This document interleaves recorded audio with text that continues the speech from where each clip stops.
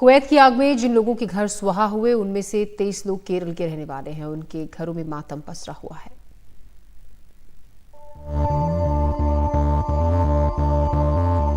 Kuwait की आग में जिन लोगों के घर स्वाहा हुए हैं उनमें से कई केरल के रहने वाले हैं।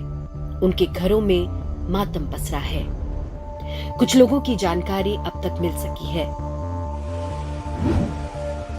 पथनमथिट्टा के पत्तनम में रहने वाले आकाश एस नायर पिछले 8 बरसों से वहां काम कर रहे थे।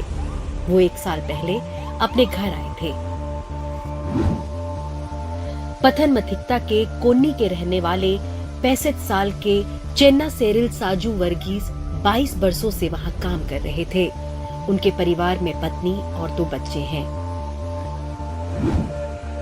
23 साल के आकाश भी पथनमथिट्टा के ही रहने वाले थे। चेन्ना सेरिल के श्री हरि प्रदीप कुवैत में मैकेनिकल इंजीनियर थे। उनके पिता भी कुवैत में काम करते हैं।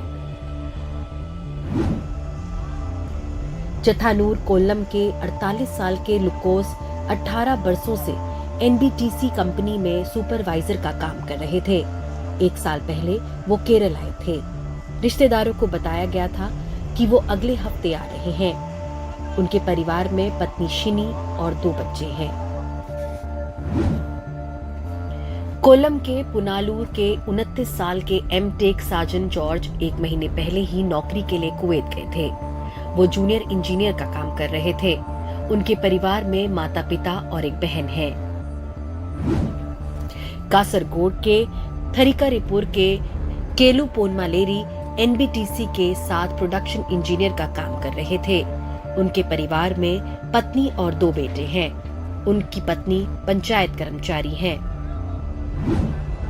कासरगोड के 34 साल के रंजीत कुवैत में पिछले 10 बरसों से काम कर रहे थे।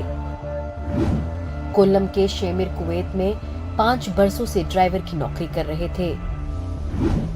कोटायम पंपाड़ी के 29 साल के स्टीफन अब्राहम साबू कुवैत में इंजीनियर थे। Bureau report, NDTV India.